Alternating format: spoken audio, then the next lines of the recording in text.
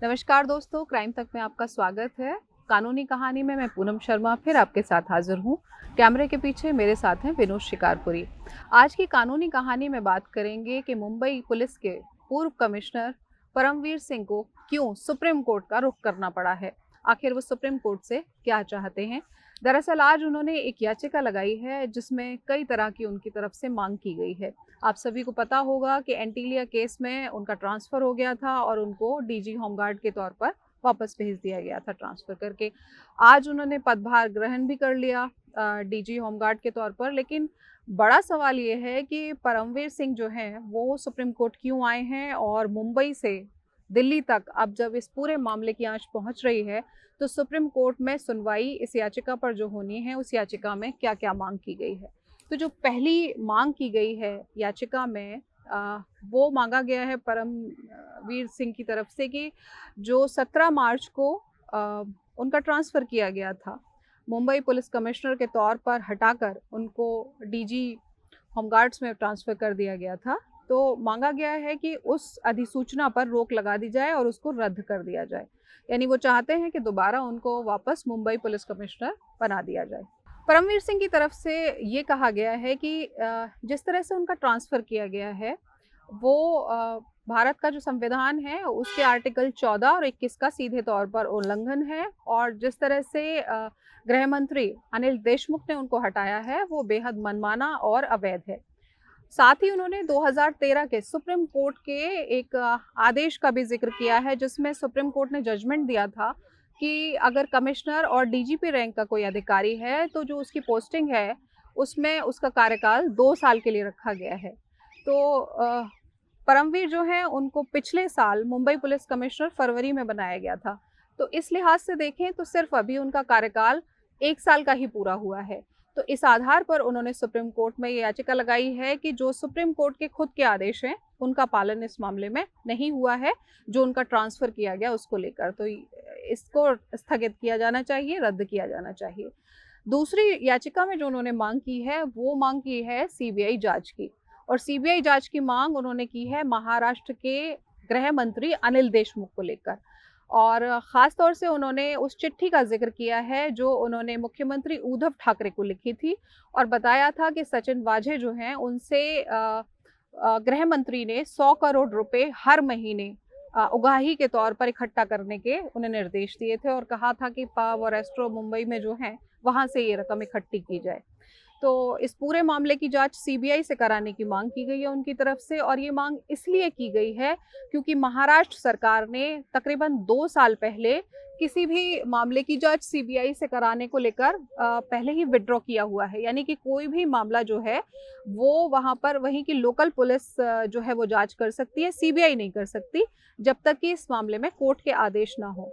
यानी कि जब तक कोर्ट ये आदेश नहीं करेगी कि किसी मामले की जांच सीबीआई से होनी चाहिए तब तक वहाँ पर ऐसा नहीं हो सकता महाराष्ट्र में। ख़ास तौर से आपने देखा होगा कि सुशांत सिंह के केस में कि सुप्रीम कोर्ट ने आदेश किए थे उसके बाद ही ये जो पूरा मामला है उसकी जांच सीबीआई को सौंपी गई थी और फिर सीबीआई ने मुंबई में जाकर इस पूरे मामले की तहकीकात की थी। तो परमवीर सिंह ये चाहते हैं कि उनके मामले में भी ऐसा ही हो और जो गृह मंत्री हैं उनके खिलाफ जो जाँच है वो सीबीआई करे। अब सीबीआई इस मामले की जांच तभी कर सकती है जब कोर्ट के आदेश हों क्योंकि महाराष्ट्र सरकार ने इस पर रोक लगाई हुई है। तो ऐसे में अब कल या परसों जब भी सुप्रीम कोर्ट इस मामले की सुनवाई करेगी इसमें सबसे अहम यही होगा कि क्या सुप्रीम कोर्ट इस पूरे मामले को देखते हुए जिस तरह के आरोप खुद पूर्व कमिश्नर ने महाराष्ट्र के गृह मंत्री पर लगाए हैं और उसमें सचिन वाझे जो वैसे ही काफ़ी विवादास्पद हो गए हैं एंटीलिया केस में, इन तमाम चीज़ों को लेकर क्या सीबीआई जांच के आदेश सुप्रीम कोर्ट करती है? अगर ऐसा होता है तो यकीन मानिए कि ये एंटीलिया के बाहर जिलेटिन की छड़ रखने से जुड़ा जो शुरू हुआ मामला है वो जो अब तक यहाँ पहुँचा है वो यहाँ पहुँच जाएगा। क्योंकि जांच की दिशा जब अलग-अलग एजेंसियों की तरह एनआईए अब तक आप देख ही चुके हैं कि कितनी पड़ताल के बाद सचिन वाझे के लिंक कहाँ से कहाँ तक जुड़ते जा रहे हैं। तो इस मामले में पुलिस कमिश्नर की तरफ से जो ये दूसरी मांग की गई है सीबीआई जांच की और वो भी गृह मंत्री को लेकर, अगर वो होती है तो सीधे तौर पर न सिर्फ गृह मंत्री के लिए न सिर्फ मुख्यमंत्री उद्धव ठाकरे के लिए बल्कि पूरी महाराष्ट्र सरकार के लिए ये काफी भारी पड़ सकता है। तीसरी जो मांग की गई है वो की गई है सीसीटीवी फुटेज को खंगालने को लेकर। इसमें कहा गया है कि याचिका में कि सचिन वाझे और गृह मंत्री अनिल देशमुख के बीच में लगातार बातचीत हो रही थी, यहाँ तक कि वो मुख्य गृह मंत्री के घर भी गए थे। तो इस तरह के आरोप अगर पूर्व पुलिस कमिश्नर की तरफ से लगाए जा रहे हैं और ये अगर सीसीटीवी फुटेज देखने के बाद क्लियर हो जाते हैं कि इस तरह की चीजें हैं, तो ये मामला और बड़ा हो जाएगा। तो तीसरी मांग सबसे अहम यही है कि सीसीटीवी फुटेज जो है महाराष्ट्र के गृह मंत्री की, उसको सीज किया जाए और उसमें पड़ताल की जाए कि कौन कौन उनसे मिलने वाले थे, कौन कौन लोग उनसे आते जाते थे, और उसमें खास तौर से सचिन वाजे जो है वो क्या अनिल देशमुख से मिलने गए थे और कब कब मिलने गए थे। चौथी जो मांग है वो मांग की गई है कि खुद जो गृह मंत्री हैं उनके कॉल डिटेल्स को भी खंगाला जाए। कॉल डिटेल्स को खंगालने का मतलब ये है कि उनकी बातचीत किस किस व्यक्ति से हुई, कब कब हुई।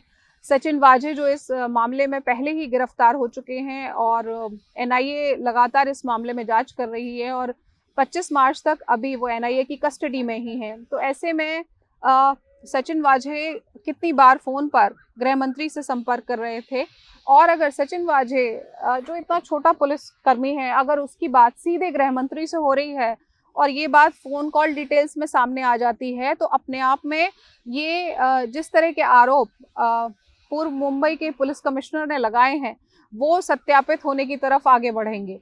तो चौथी जो मांग है वो यही है कि कॉल डिटेल्स भी खंगाले जाए मुख्यमंत्री के। तो कुल मिलाकर अगर दो बड़ी चीज़ें इसमें निकल के आ रही हैं जो परमवीर सिंह ने लगाई हैं सुप्रीम कोर्ट में याचिका, उसमें यही कि एक तो उन्होंने जिस तरह से उनका ट्रांसफ़र किया गया है मुंबई पुलिस कमिश्नर के पद से, उस पर सवाल खड़े किए हैं कि ये पूरी तरह से मनमाना है और राजनीतिक जो लोग हैं वो भ्रष्टाचार को लगातार बढ़ावा दे रहे थे, पुलिस को अपना काम नहीं करने दे रहे थे और अवैध उगाही के लिए लगातार जो पुलिसकर्मी थे उन पर कहीं ना कहीं दबाव था।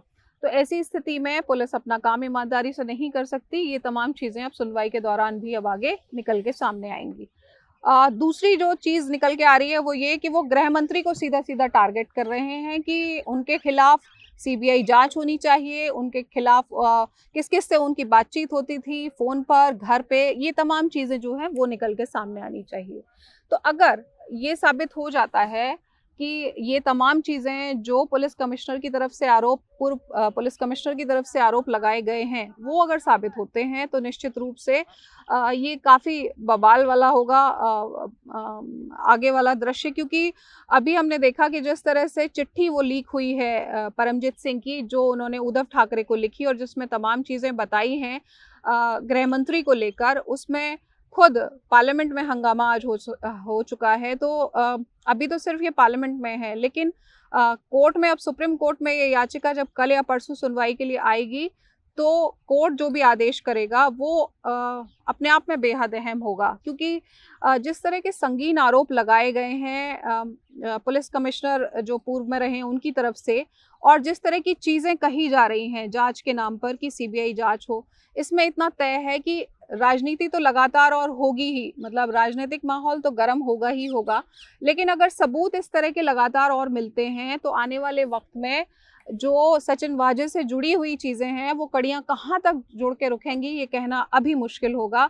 लेकिन हाँ, सीधे तौर पर ये जो गृह मंत्री हैं महाराष्ट्र के अनिल देशमुख, अगर सुप्रीम कोर्ट इस मामले में सीबीआई जांच के आदेश देती है तो निश्चित रूप से उनकी दिक्कतें ज़रूर बढ़ने वाली हैं। क्योंकि पहले ही राजनीतिक पार्टियां इस तमाम चीज़ों को लेकर उनका इस्तीफ़ा मांग रही हैं। तो अगर सीबीआई की तरफ से भी इस मामले में जांच शुरू होगी और सुप्रीम कोर्ट ऐसा आदेश कर देता है, तो आने वाले वक्त में ये जो एंटीलिया केस से शुरुआत जिन चीज़ों की हुई है उसमें बहुत बड़े बड़े और नए खुलासे आने वाले दिनों में हमें देखने को मिल सकते हैं। तो आज की कानूनी कहानी में इतना ही। कल आपसे फिर मुलाकात होगी, तब तक के लिए नमस्कार।